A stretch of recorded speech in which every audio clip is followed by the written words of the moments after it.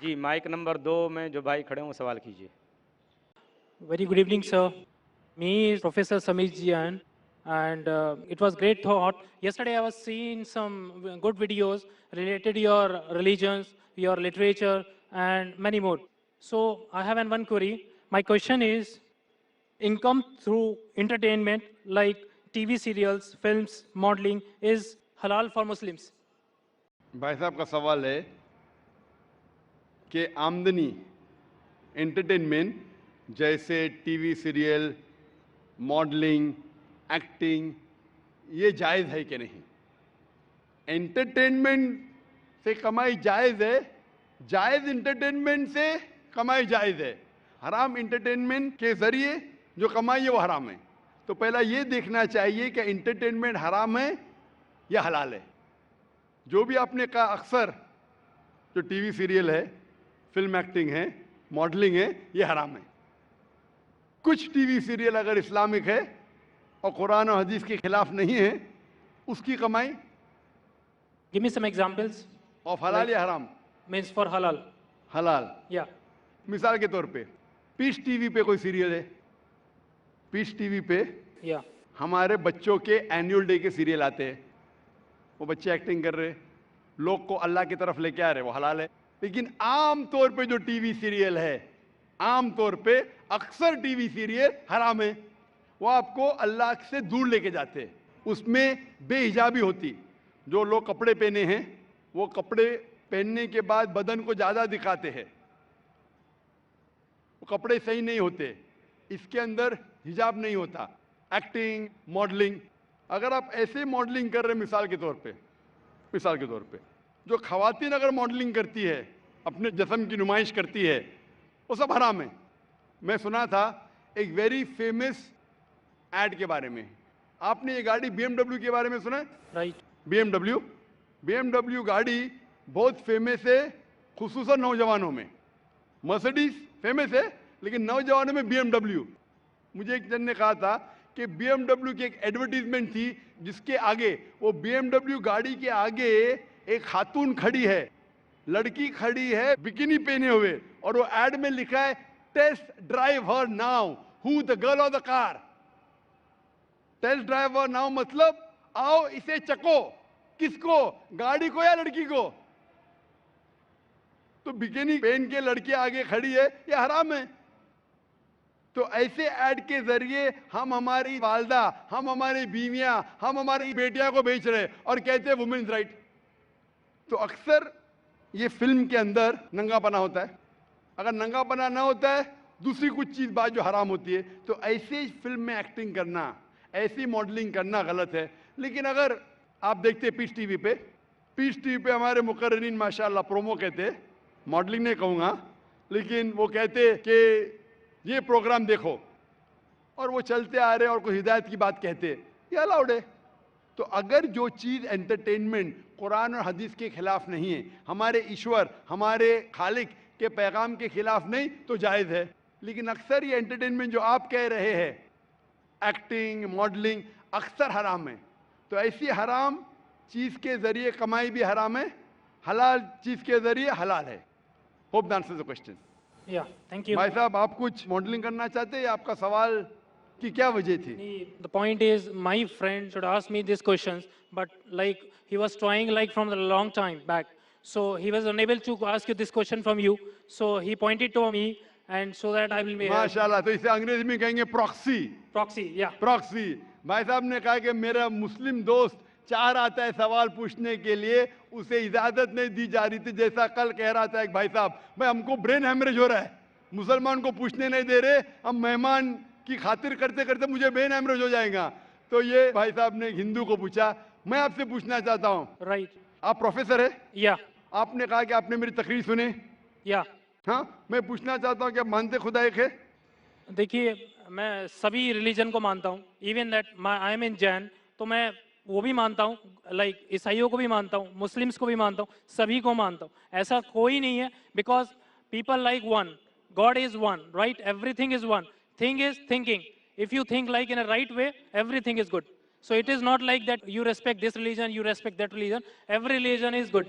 भाई साहब ने कहा कि वो सब धर्म में मानते हैं, सब धर्म को रिस्पेक्ट करना चाहिए, सब धर्म सही है। सब धर्म को रिस्पेक्ट करना मैं भी मानता हूँ, कुरान मजीद में भी लिखा है, सूरह अनाम में सूरह नंबर 6 आयत नंबर 108 में। रिस्पेक्ट करना अलग होता है, मानना अलग होता है। मिसाल के तौर पे मेरे प्रोफेसर कोई गलती करता है तो भी मैं रिस्पेक्ट करता हूँ, लेकिन ये नहीं कि उसे मानना चाहिए। That's why my profession is professor.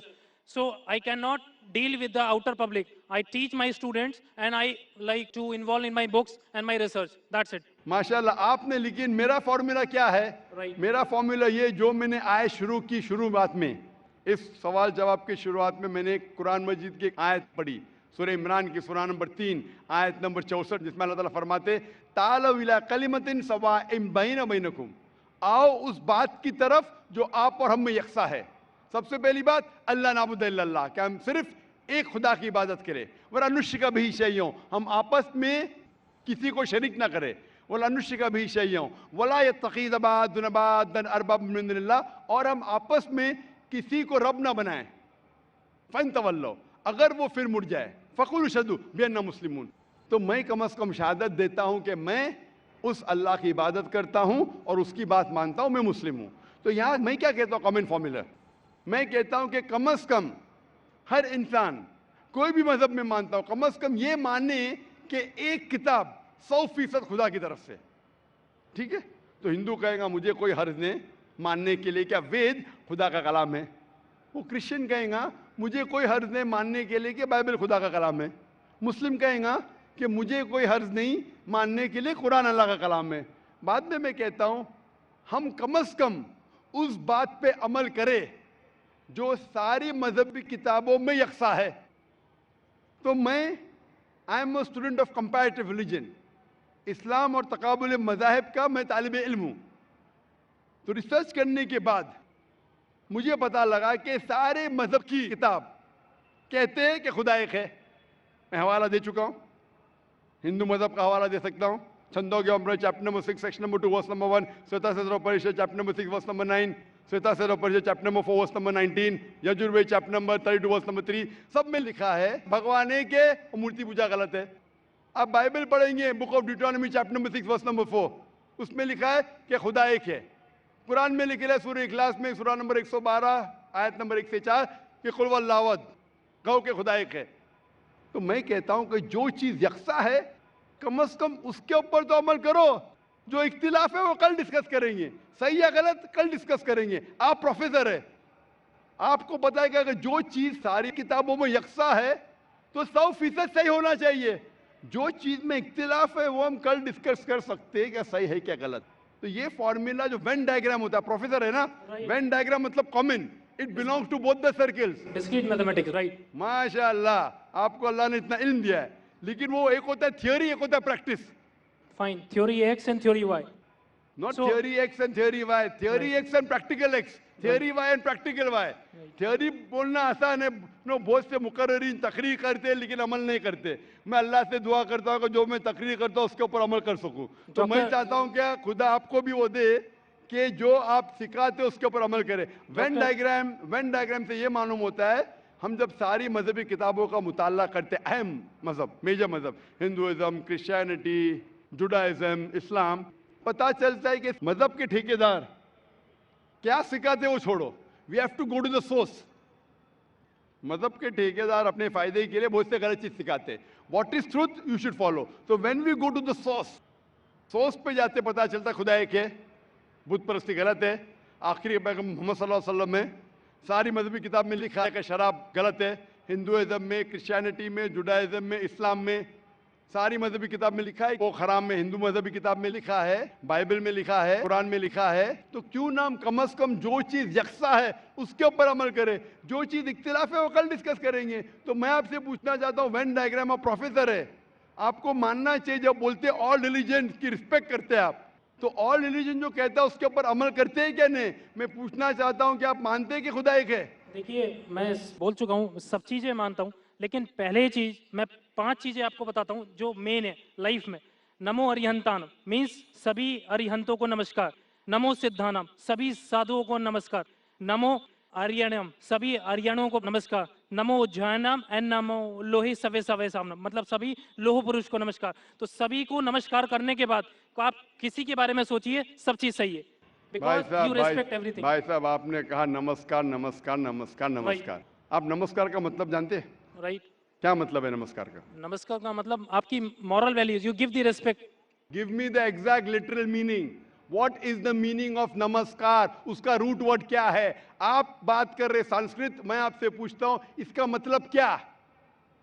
आपको नहीं पता तो मैं बताऊंगा। नमस्कार का मतलब क्या है? What is the literal meaning of the word नमस्कार?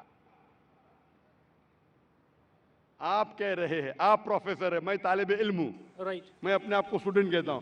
स्टूडेंट प्रोफेसर से पूछ रहा है, आपने नमस्कार का लफ्ज इस्तेमाल किया, नमस्कार नमस्कार नमस्कार नमस्कार। मैं तालिब इल्म हूं, आपसे पूछता हूं नमस्कार की मानी क्या है? आर्यन से नमस्कार, साधु संत से नमस्कार, नमस्कार की मानी क्या है? कभी कभी होता है कि स्टूडेंट जरा प्रोफेसर से ऊंचा हो जाता है, नहीं पता तो मैं आपको जवाब दे सकता हूं। बताइए। नमस्कार आता है लफ्ज इदम नममे से, संस्कृत लफ्ज है इदम नममे से, मतलब मैं आपके सामने झुकता हूं, उसका मतलब मैं आपकी इबादत करता हूं। इसीलिए अगर कोई मुझे नमस्कार कहता है तो मैं उसको वापस नमस्कार नहीं बोलता हूं, मैं इबादत करता हूं सिर्फ एक खुदा की।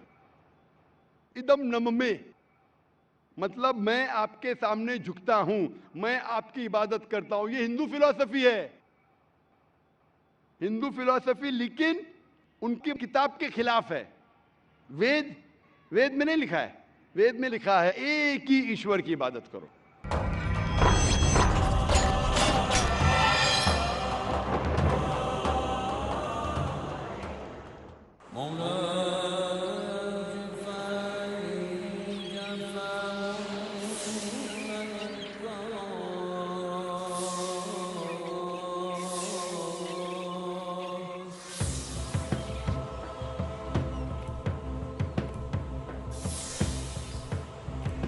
दिल हो जिंदा तो है मंजिल कामरानी, वरना सुबह हो शाम तो बस है आनी जानी।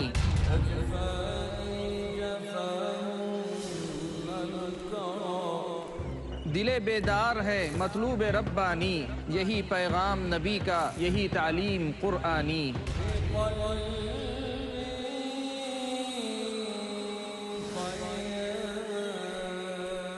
दिल क्या है, दिल की ज़रूरत क्या है, दिल की ज़िंदगी क्या है, मौत क्या है।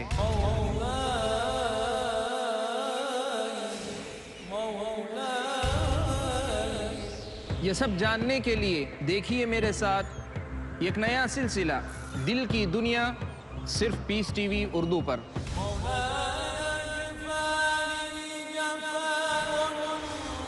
सिर्फ मोमिनों का मुकद्दर है ईमान की लाजवाल रोशनी, जो करती है आबाद दिल की दुनिया। हर मंगल रात 7:30 बजे और दोबारा सुबह 10:30 बजे इंडिया में पीस टीवी उर्दू पर।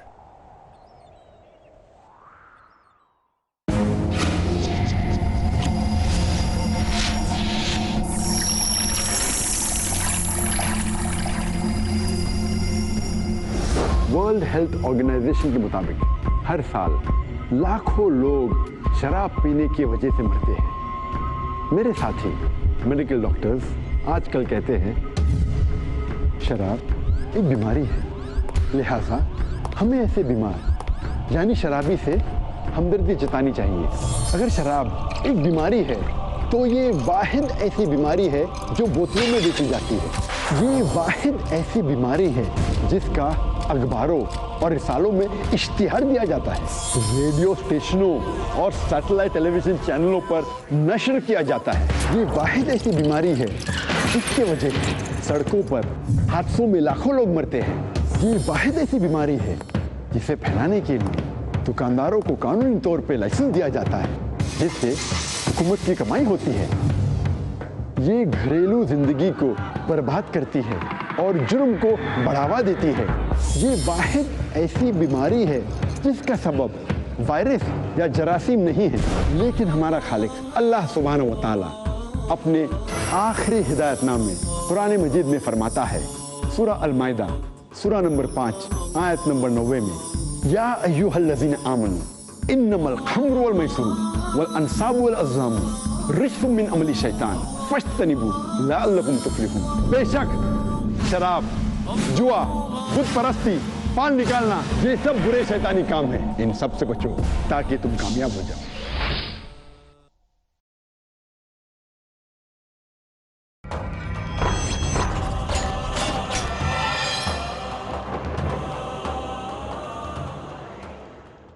वेद में लिखा है एक ही ईश्वर की इबादत करो। ये पैंथीइज्म जो है वो क्रीपिंग क्या है? पैंथीइज्म मतलब सब कुछ खुदा। अक्सर हिंदू से पूछेंगे कितने खुदा है, कौन कहेगा 3, कौन कहेगा 10, कौन कहेगा 100, कौन कहेगा 33 करोड़। एक विद्वान हिंदू से कहेंगे जो अपने मजहबी किताबें के बारे में जानता है, वो कहेगा खुदा एक ही है। तो अक्सर हिंदू बिलीव करते फिलॉसफी जिसे कहते हैं पैंथीइज्म।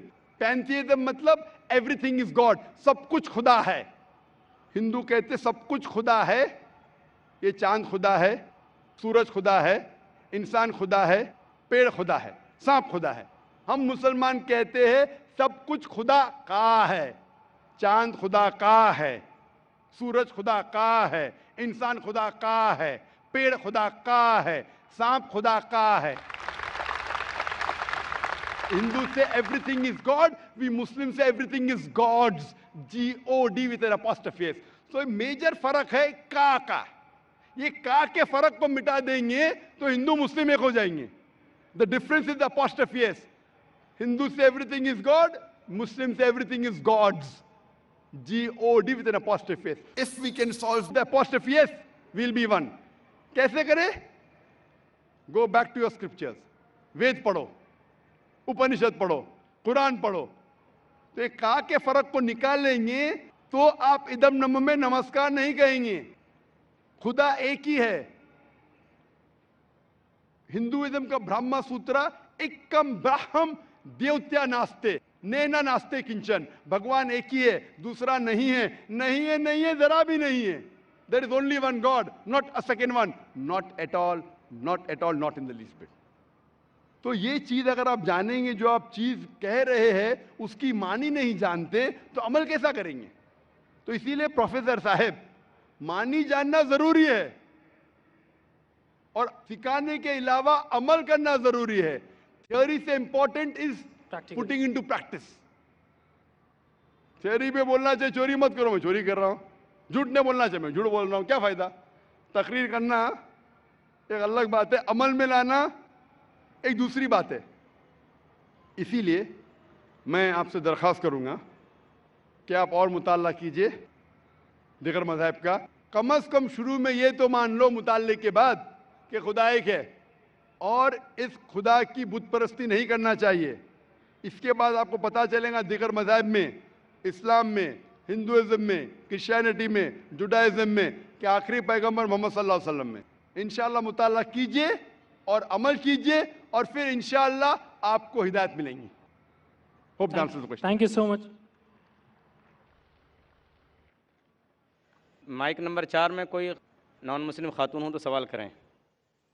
अस्सलाम वालेकुम जाकिर भाई, मैं ये पूछना चाहती हूँ कि हमारे कौन से गर्म ग्रस्त में मोहम्मद का जिक्र किया हुआ है? वालेकुम सलाम बहन जी। बहन जी का सवाल है कि उनकी कौन से मजहबी किताबों में मोहम्मद सल्लल्लाहु अलैहि वसल्लम का जिक्र है। मेरी ये तकरीर है, मोहम्मद सल्लल्लाहु अलैहि वसल्लम का जिक्र हिंदू मजहबी किताबों में। वो 1 घंटे की तकरीर है, अभी वक्त की किल्लत होने की वजह से सिर्फ चंद हवाले दूंगा मैं, और एक पेशन गोई के बारे में मैं डिटेल में कहूँगा। मोहम्मद सल्लल्लाहु अलैहि वसल्लम का जिक्र हिंदू मजहबी कई किताबों में है। अगर आप पढ़ेंगे भविष्य पुराना पर्व 3 खंड 3 अध्याय 3 श्लोका नंबर 5 से 8, उसमें मोहम्मद सल्लल्लाहु अलैहि वसल्लम का जिक्र है। अगर आप पढ़ेंगे भविष्य पुराना पर्व 3 खंड 3 अध्याय 3 श्लोका नंबर 10 से लेकर 27, उसमें मोहम्मद सल्लल्लाहु अलैहि वसल्लम का जिक्र है। अगर आप पढ़ेंगे भविष्य पुराना पर्व 3 खंड 1 अध्याय 3 श्लोका नंबर 21 से लेकर 23 में इसमें मोहम्मद सल्लल्लाहु अलैहि वसल्लम का जिक्र है। अगर आप पढ़ेंगे कुंटब सुक्ता अथर्ववेद किताब नंबर 20 अध्याय नंबर 127 श्लोका नंबर 1 से 13, इसमें मोहम्मद सल्लल्लाहु अलैहि वसल्लम का जिक्र है। अगर आप पढ़ेंगे अथर्ववेद किताब नंबर 20 अध्याय नंबर 21 श्लोका नंबर 6 उसमें मोहम्मद सल्लल्लाहु अलैहि वसल्लम का जिक्र है। अथर्ववेद किताब नंबर 20 अध्याय नंबर 21 श्लोका नंबर 7 में मोहम्मद सल्लल्लाहु अलैहि वसल्लम का जिक्र है। ऋग्वेद किताब नंबर 1 अध्याय नंबर 53 श्लोका नंबर 9 में मोहम्मद सल्लल्लाहु अलैहि वसल्लम का जिक्र है। और कई बार मोहम्मद सल्लल्लाहु अलैहि वसल्लम का जिक्र नाम से भी है, अहमद जैसे। अहमद जो आदमी अल्लाह की प्रशंसा करता है, अल्लाह से दुआ करता है, संस्कृत में उसे कहेंगे करू, और जो प्रशंसा करता है उसे अरबी में कहते हैं अहमद। अहमद नाम से जिक्र है हिंदू कई मजहबी किताबों में। अगर आप पढ़ेंगे साम वेद उत्तर चिक मंत्रा नंबर 1500 उसमें मोहम्मद सल्लल्लाहु अलैहि वसल्लम का जिक्र अहमद जैसे। साम वेद इंदिरा अध्याय नंबर 2 वर्ष नंबर 152 में मोहम्मद सल्लल्लाहु अलैहि वसल्लम का जिक्र है। ऋग्वेद में जिक्र है किताब नंबर 8 अध्याय नंबर 6 श्लोका नंबर 10 में। अथर्ववेद किताब नंबर 8 अध्याय नंबर 5 श्लोका नंबर 15। अथर्ववेद किताब नंबर 20 अध्याय नंबर 126 श्लोका नंबर 14 में मोहम्मद सल्लल्लाहु अलैहि वसल्लम का जिक्र है। और मोहम्मद सल्लल्लाहु अलैहि वसल्लम का जिक्र है मोहम्मद के नाम से। नरशंसा, नर मतलब आदमी, शंसा मतलब तारीफ के लायक। नरशंसा मतलब तारीफ के लायक आदमी। अरबी में उसका तर्जुमा करेंगे होता है मोहम्मद। मोहम्मद सल्लल्लाहु अलैहि वसल्लम का जिक्र कई बार हिंदू मजहबी किताबों में है। Rigveda book number 1 hymn number 13 verse number 3। Rigveda book number 1 hymn number 18 verse number 9। Rigveda book number 1 hymn number 106 verse number 4। Rigveda book number 1 hymn number 142 verse number 3। Rigveda book number 2 hymn number 3 verse number 2।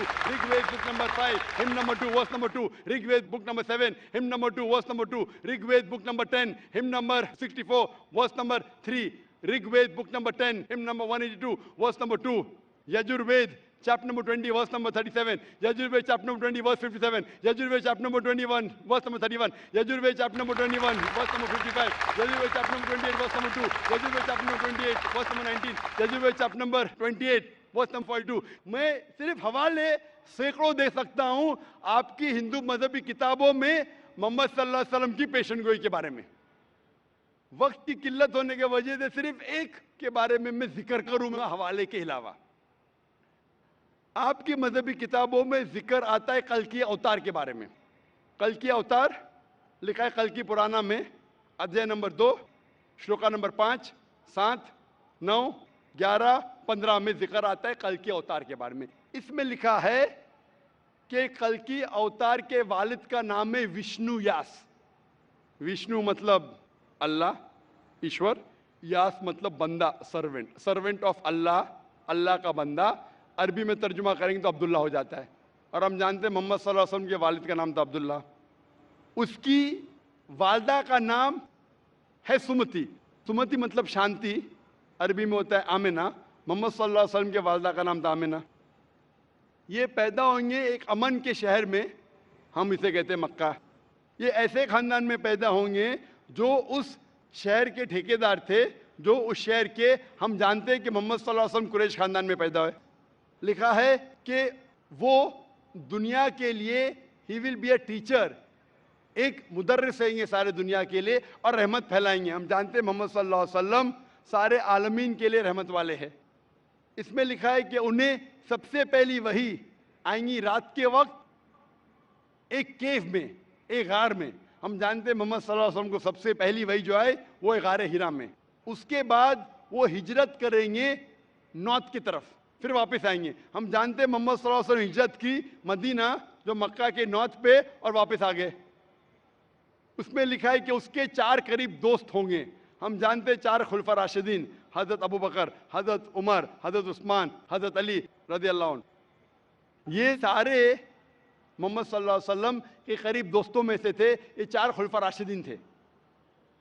इस तरीके से साफ तौर पे कल के अवतार की पेशन गोई है और ये पेशन गोई सिर्फ मोहम्मद और सिर्फ मोहम्मद सल्लल्लाहु अलैहि वसल्लम पे उतरती है, हू बहू।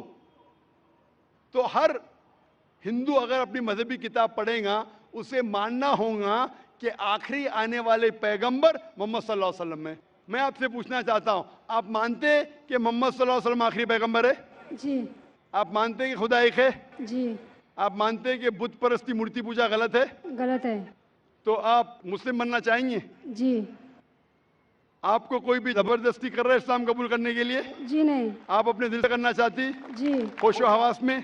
जी कोई भी दबाव नहीं? जी नहीं। इंशाल्लाह मैं अरबी में कहूँगा, जी आप उसे दोहराइए। जी।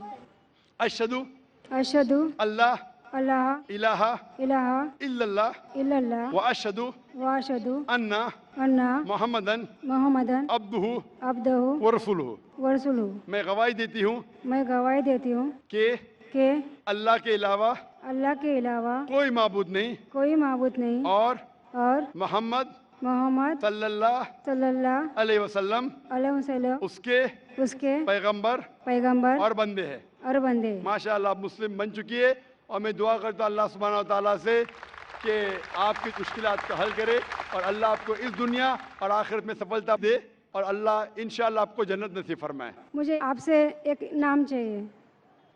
बहन चाहती है कि मैं उनके लिए एक नाम दूं। आप अपने आप को खतीजा कह सकती है। खतीजा जो मोहम्मद सल्लल्लाहु अलैहि वसल्लम की पहली बीवी का नाम था, एलिया का नाम था। जी शुक्रिया। रज़ियल्लाहु अन्हा।